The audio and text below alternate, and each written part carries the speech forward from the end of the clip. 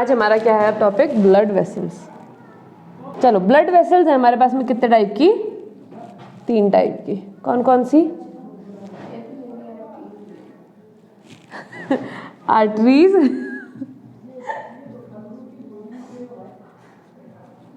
Capillaries. Arteries क्या है? देखो, कैपिलरीज के बारे में तो बहुत ज़्यादा डिटेल है नहीं, बस इतनी सी डिटेल है कि आर्टरीज और वेन्स के बीच का जो कनेक्टिंग जॉइंट है उनको हम क्या बोलते हैं, कैपिलरीज बोलते हैं। कैपिलरीज क्या है? सारी ब्लड वेसल में सबसे थिनेस्ट है, सबसे पतली ब्लड वेसल्स है। चलो, ये क्या होती है? सबसे थिनेस्ट ब्लड वेसल्स हैं, बहुत पतली ब्लड वेसल्स होती हैं। इतनी पतली ब्लड वेसल्स होती हैं कि इनमें सेल्स की एक एक ही लेयर होती है, सिंगल लेयर्ड सेल्स होती हैं, और ये होना ज़रूरी भी है। इनमें क्या है? सिर्फ एक सिंगल लेयर ऑफ सेल है। इस सेल के लेयर को हम बोलते हैं एंडोथीलियम। क्या बोलते हैं? एंडोथीलियम। और एंडोथीलियम की सेल्स कौन से एपिथेलियम की बनी हुई होती है? ये क्वेश्चन आता है। तो ये क्या है? Simple squamous epithelium. दिख रहा है सिंपल स्क्वैमस है करके, ठीक है।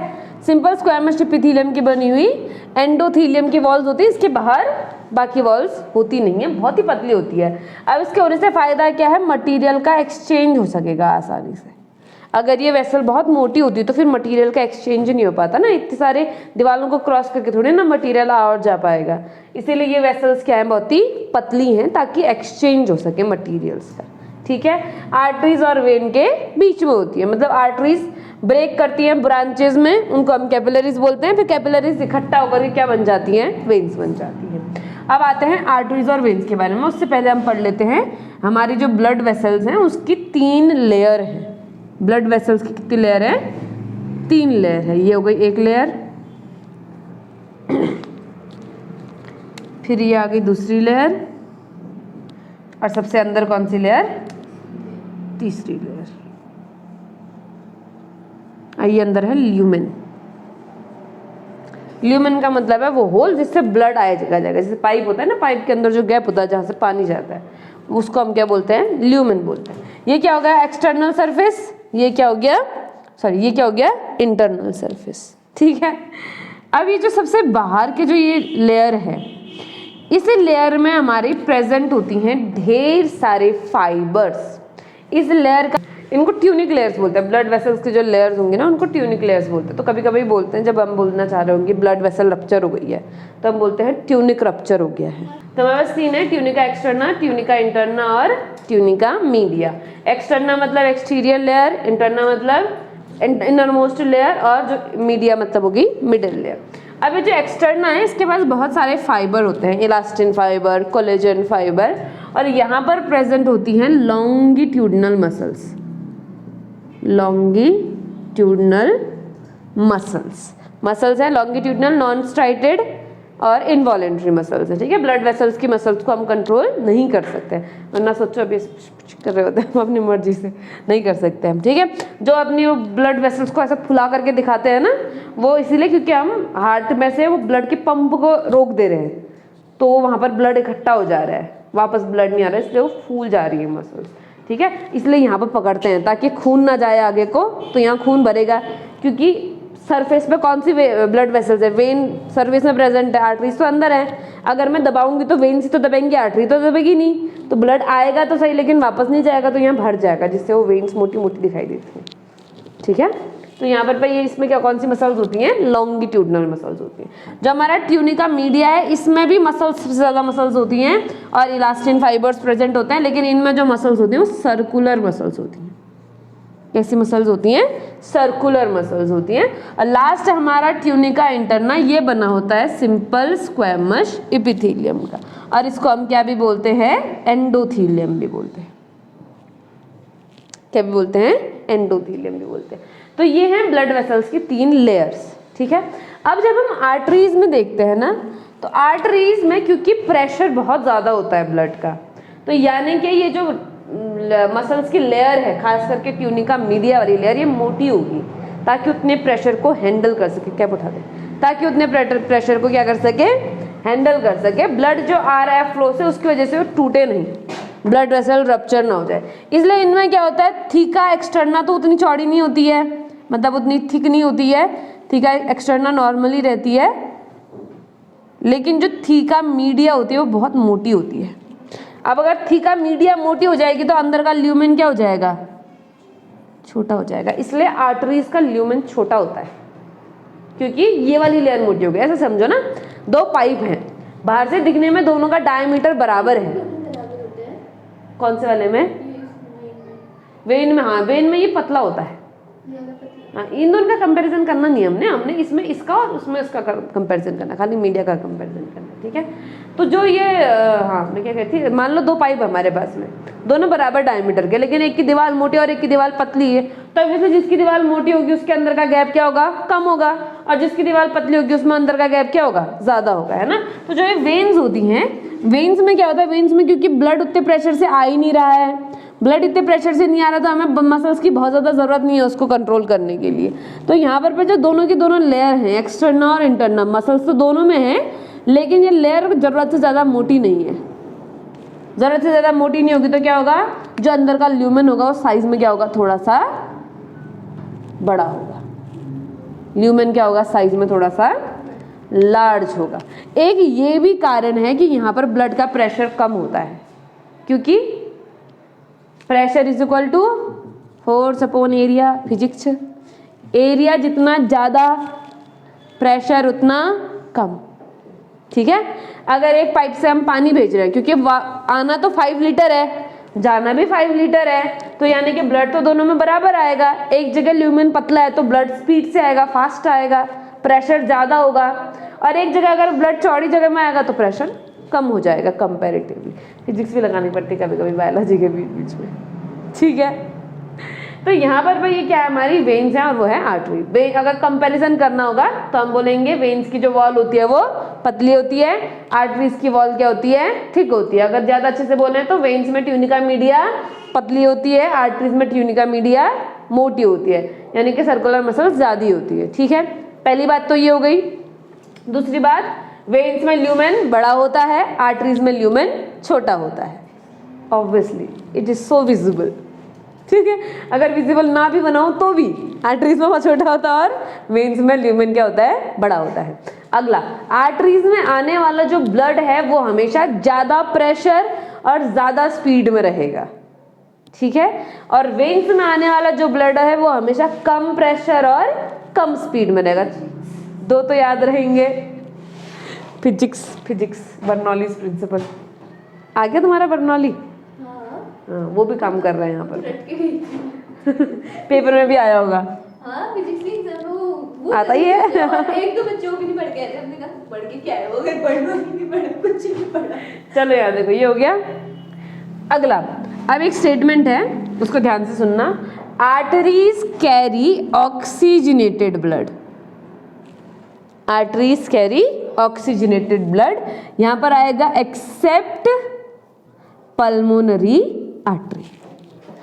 जनरली हम जब छोटे होते होते आर्टरी पढ़ रहे होते हैं ना, हम बोलते हैं जिसमें ऑक्सीजनेटेड ब्लड होता है वो आर्टरी है, बस पल्मोनरी आर्टरी को छोड़ करके। ये डेफिनेशन गलत है। ऑक्सीजनेटेड ब्लड होता है, ये तो एक प्रॉपर्टी है।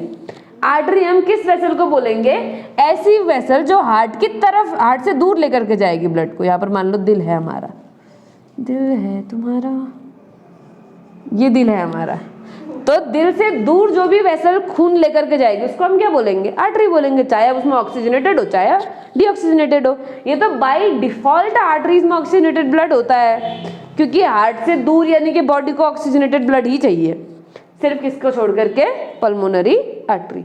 अगर डेफिनेशन पूछे तो ये वाली बात बोलना कि आर्टरीज क्या है, ऐसी ब्लड वेसल जो हार्ट से दूर ब्लड को लेकर के जाती है, उनको हम क्या बोलते हैं, आर्टरीज बोलती है। प्रॉपर्टी पूछे तो बोल देना कि आर्टरीज में ऑक्सीजनेटेड ब्लड होता है और एक्सेप्ट किसके, पल्मोनरी आर्टरी, आर्टरीज की वॉल मोटी होती है, ल्यूमेन छोटा होता है, वगैरह वगैरह, ठीक है।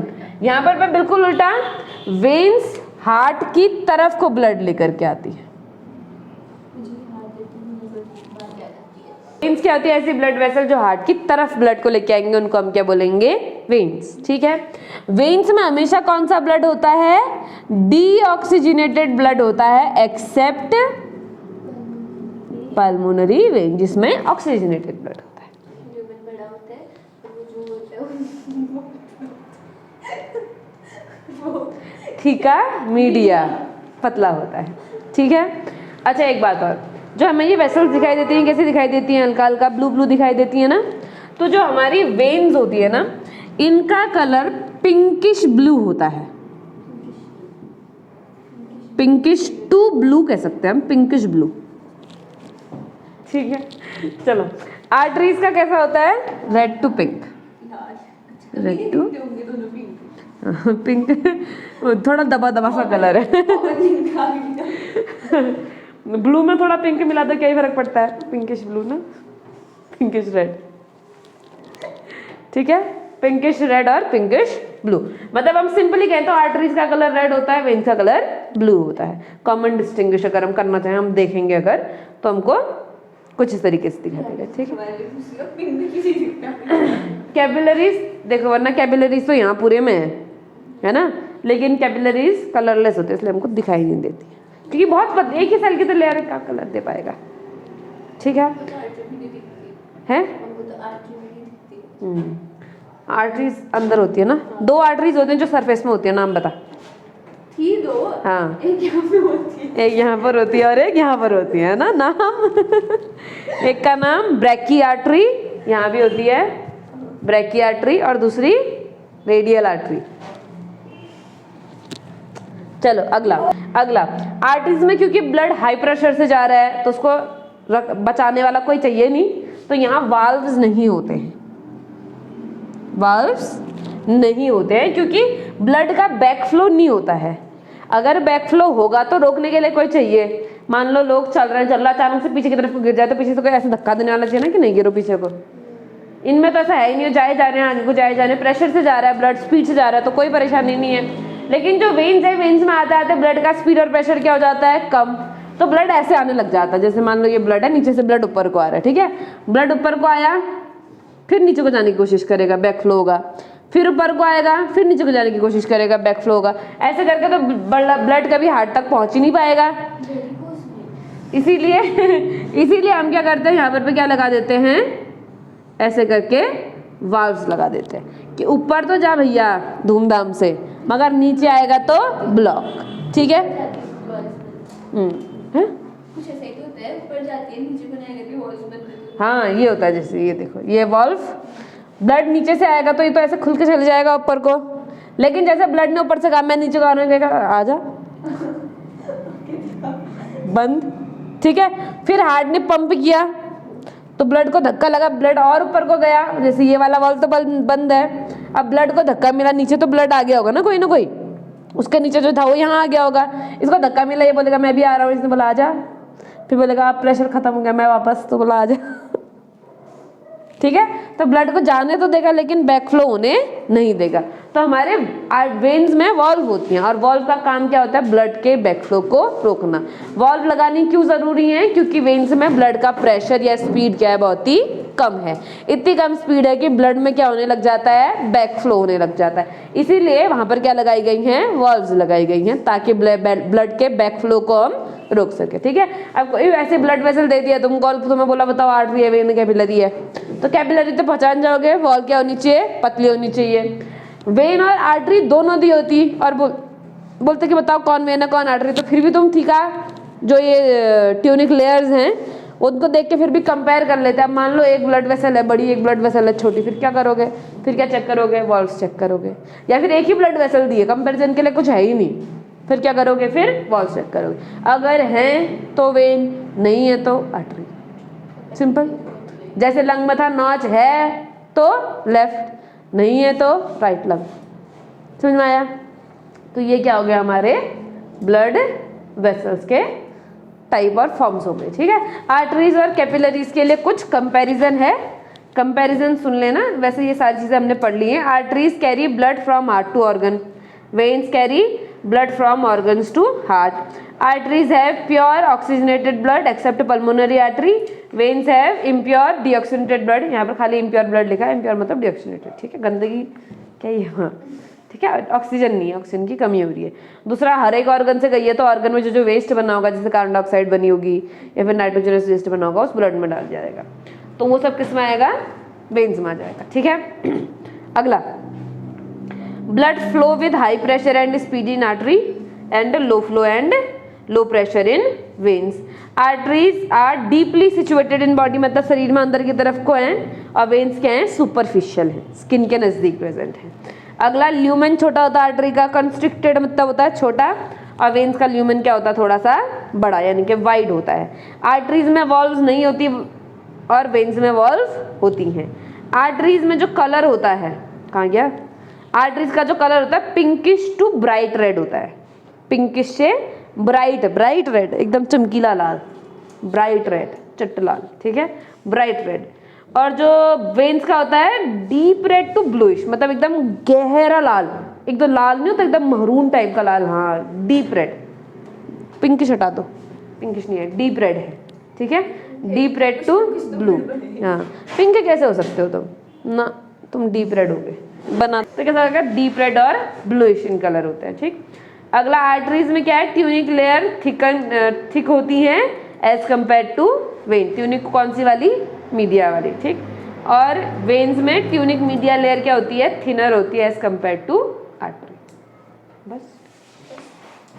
बस अब बचता है लिम्फ हमारा, तब तक का एक काम कर लीजिए। क्या काम कर लेंगे, आर्टरीज और वेन का कंपैरिजन कर लीजिए।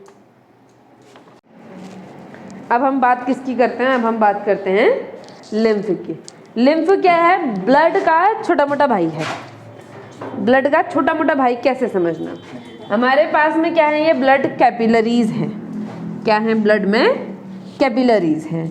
ब्लड इसके अंदर से फ्लो कर रहा है, लेकिन एक कैपिलरीज क्या है, सिंपल स्क्वैमस एपिथेलियम की एक लेयर है। अब सेल्स ऐसा तो नहीं सीमेंट से चिपका रखी हैं, बीच में थोड़ा गैप आ सकता है, तो यहाँ से ऐसे डायाबिडेसिस कहते हैं इसको, यहाँ से निकल करके कुछ मटेरियल बाहर आ जाता है, ठीक है। सेल से निकल के अलग अलग मटेरियल क्या आते हैं, बाहर आ जाते हैं। बाहर कहाँ आते हैं, बाहर टिश्यू है, टिश्यू के अंदर ये सारा मटेरियल आ जा रहा है, तो इसको हम क्या बोलते हैं, टिश्यू फ्लूइड।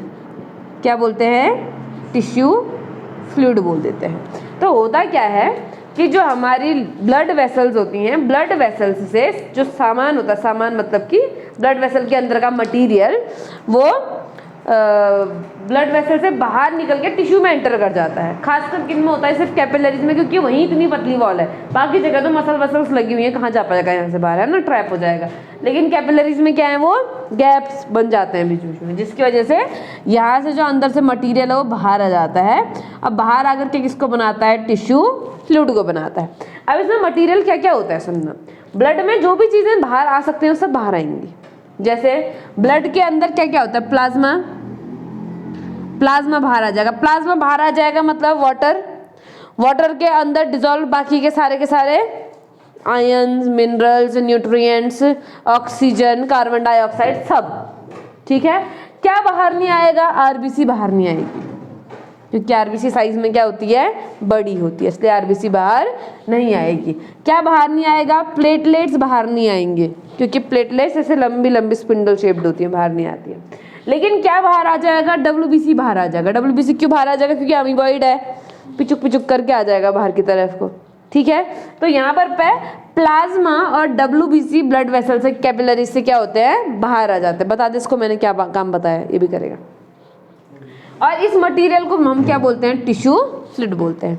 अब ऐसे तो बहुत सारी कैपिलरीज है हमारे बॉडी के अंदर में, सारी कैपिलरीज से टिश्यू फ्लूइड बाहर आया जा रहा है। अगर मैं बोलूँगी कि हाँ ये टिश्यू फ्लूइड को यहीं रहने दो, कोई बात नहीं, फिर तो एक समय के बाद ब्लड वेसल्स के अंदर सामान ही खत्म हो जाएगा, तो इसको हमने वापस ब्लड में भी तो मिलाना पड़ेगा ना, इसीलिए इसको इकट्ठा करना है। अब इकट्ठा हम ऐसे नहीं कर सकते कि आ जाओ तुम अंदर आ जाओ, प्रेशर की वजह से तो बाहर आए हैं, वो अंदर कैसे आएंगे, नहीं आ सकते। तो यहाँ से हमने एक ऐसा ट्यूब लगा रखा है, वैक्यूम क्लीनर वाला, ठीक है, जिसका एंड क्या होता है, खुला। ब्लड वेसल्स का एंड कहीं भी ओपन नहीं होता, हमारा क्लोज सर्कुलेशन है। अगर ओपन सर्कुलेशन होता फिर तो दिक्कत नहीं होती, लेकिन हमारा सर्कुलेशन कैसा है, क्लोज सर्कुलेशन है। क्लोज सर्कुलेशन होने की वजह से ये मटेरियल वापस ब्लड में एंटर नहीं कर पाता है। तब मटेरियल को वापस में अगर ब्लड में लाना है तो कोई तो पाइप चाहिए जो इसको पकड़ करके ब्लड में भेजे, और वो पाइप कौन है, लिम्फ वेसल। पाइप कौन है, लिम्फ वेसल। इसका ओपन होता है एंड, ये एंड क्या है, खुला हुआ है, बंद नहीं है। ब्लड वेसल सब जगह से ऐसे बंद होती है, ब्लड अंदर ही अंदर घूमता रहता है, लेकिन लिम्फ की जो वेसल्स हैं वो ओपन ओपन है, मतलब क्लोज्ड नहीं है हर जगह से। तो ये क्या करेंगे, ये इस टिश्यू से सारा का सारा फ्लूइड ड्रेन करेंगी। ड्रेन करना मतलब खींचना। सारा का सारा फ्लूइड को क्या करेंगी, ड्रेन करेंगी। इस फ्लूइड के अंदर क्या क्या होगा, प्लाज्मा होगा, WBC होगा, और इस टिश्यू में मान लो कोई हार्मोन वगैरह बन रहे हैं, कोई लार्ज प्रोटीन्स बन रही हैं, वो भी इसके अंदर आ जाएंगी। कोई वाटर इनसॉल्युबल प्रोटीन्स बन रही है जो डायरेक्टली ब्लड में नहीं एंटर हो सकती, तो वो यहाँ एंटर हो जाएंगी, लिम्फ में एंटर हो जाएंगी। और ये सारी चीज़ें मिल करके क्या बना देगा, हमारा एक अलग फ्लूइड बना देगा, जिसको हम क्या बोलेंगे, लिम्फ बोलेंगे। और ये लिम्फ की वेसल आ करके वापस से सारे मटेरियल को किस में डाल देगी, ब्लड में डाल देगी। हार्ट में मिलने से थोड़ा देर पहले ये सारा मटेरियल वापस किससे हाथ मिल जाता है, ब्लड के साथ मिल जाता है। तो लिम्फ वेसल्स या लिम्फेटिक सिस्टम का काम क्या है, ब्लड वेसल से निकली हुई चीजें और टिश्यू में बनी हुई चीजों को ब्लड में मिलाने का काम किसका है, लिम्फ का या लिम्फेटिक सिस्टम का काम है। लिम्फेटिक सिस्टम में क्योंकि WBC होती है, इसलिए लिम्फेटिक सिस्टम का एक और काम होता है, और वो काम होता है डिजीज से हमको प्रोटेक्ट करना, क्योंकि WBC काफी सारी होती है यहाँ, और WBC का काम ही क्या है, डिजीज से प्रोटेक्ट करना, डिजीज से बचाना है हमको। लिम्फेटिक सिस्टम में क्या प्रेजेंट होते हैं, लिम्फ नोड्स प्रेजेंट होते हैं, जो रिनोन्ड है WBC की सिंथेसिस के लिए। WBC में हमने ऑर्गन पढ़े थे, primary organ, secondary organ synthesis के लिए। तो WBC के लिए सिंथेसिस के लिए सेकेंडरी ऑर्गन कौन था, लिम्फ नोड था ना, जहाँ जा करके मैच्योर होते हैं WBC। याद है, नहीं है, भूल गई है, देख तो एक बार जरा पीछे का। इतना ही है बेटा, लिम्फ में इतना ही है। जो भी ब्लड से क्या क्या चीज़ें निकल जाती हैं सुन लेना, प्लाज्मा और WBC। इसके अंदर क्या होता है, वाटर सोल्यूबल प्रोटीन्स होते हैं, और जो टिश्यू में बने वाटर इनसोल्यूबल हैं वो भी होते हैं। ठीक है, वाटर सोल्यूबल ही जा सकते हैं, क्योंकि वाटर के साथ ही डिजोल्व करके जाना है, तो जो वाटर में डिजोल्व नहीं होगा कैसे जाएगा बाहर, है ना। तो इसीलिए वाटर सोल्यूबल तो है, लेकिन साथ साथ टिश्यू से उठाया हुआ भी मटीरियल है। टिश्यू से उठाए हुए मटीरियल में वाटर इनसोल्यूबल प्रोटीन्स भी होते हैं। ठीक है, तो यहाँ पर क्या हो गया, हमारी ये बात हो गई। और जो मटेरियल मान लो ब्लड में डिसॉल्व नहीं होता, वो भी किसके थ्रू ट्रैवल करता है, लिम्फ के थ्रू ट्रैवल करता है। ठीक, गैसेस एक्सचेंज वगैरह ये सब कुछ इसी फॉर्म में होता है। लिम्फेट, क्योंकि वो सारे टिश्यू से बाहर आ रहा है न्यूट्रिएंट वगैरह, वो टिश्यू फ्लूइड बन रहा है, वही तो एक्सचेंज करवाएगा, टिश्यू फ्लूइड ही तो एक्सचेंज करवा रहा है ना, वो एक्सचेंज करवाएगा। अब RBC तो ऊपर ही है, तो RBC वाला तो डिफ्यूजन के थ्रू होगा।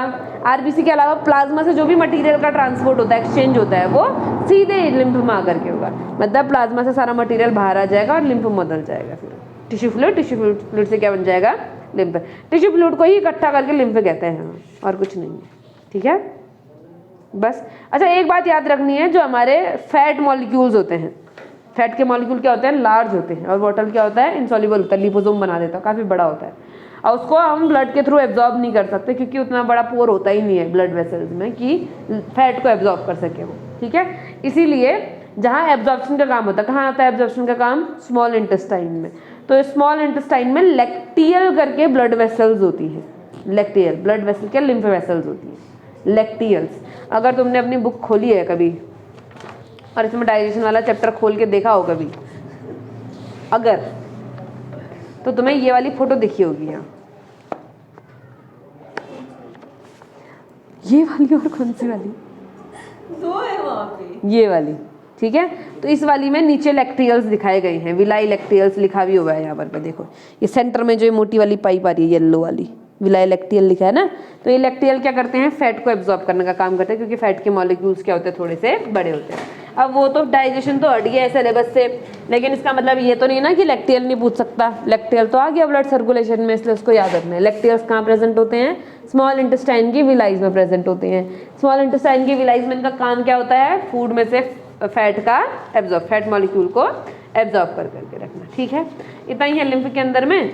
फिर ब्लड और लिम्फ के बारे में थोड़ा सा वो है, कंपैरिजन है, कि जो ब्लड होता है वो सर्कुलेटरी सिस्टम बनाता है, लिम्फ लिम्फेटिक सिस्टम बनाता है। ब्लड में RBC होती है, लिम्फ में RBC नहीं होती हैं।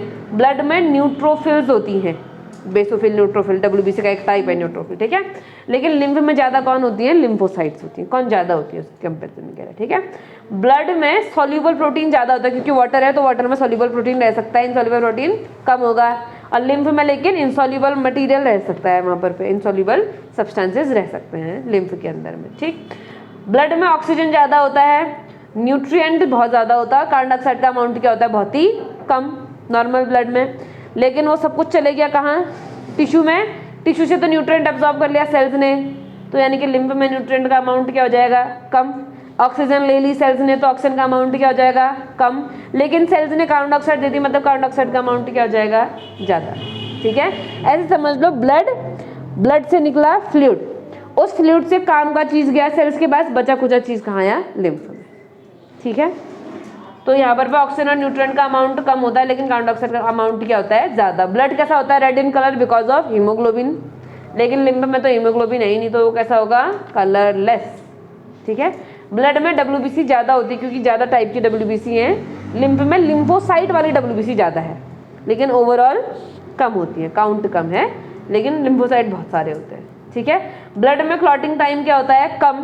क्यों, क्योंकि प्लेटलेट्स हैं, जल्दी क्लॉट बन जाएगा।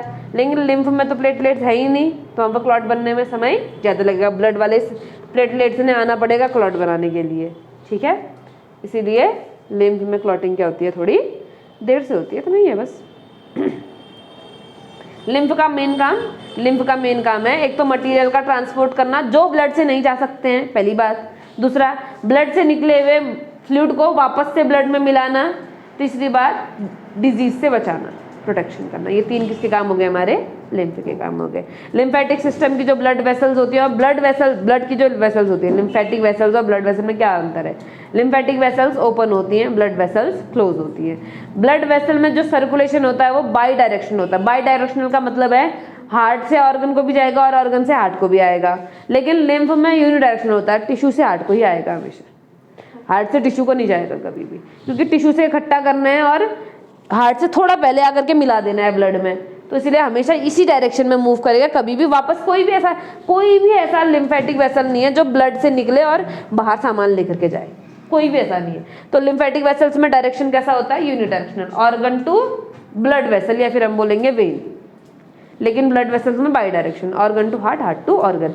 एक वेसल में तो एक ही डायरेक्शन में होगा, जैसे आर्टरी है, आर्टरी में हार्ट से ऑर्गन की तरफ को, वेन है, वेन में ऑर्गन से हार्ट की तरफ को। लेकिन अगर ओवरऑल ब्लड वेसल्स कहेंगे तो दोनों तरफ को जाता है ना ब्लड, ऐसा नहीं कि एक ही में दोनों साइड जा रहा है, ऐसा नहीं। ये वाली रोड नहीं है वो दिल्ली मुंबई की सिंगल लेन रोड है जहाँ गाड़ी एक ही साइड चलती है। ठीक है, लेकिन वो वही रोड आ भी रही है, वही रोड जा भी रही है। आप बड़े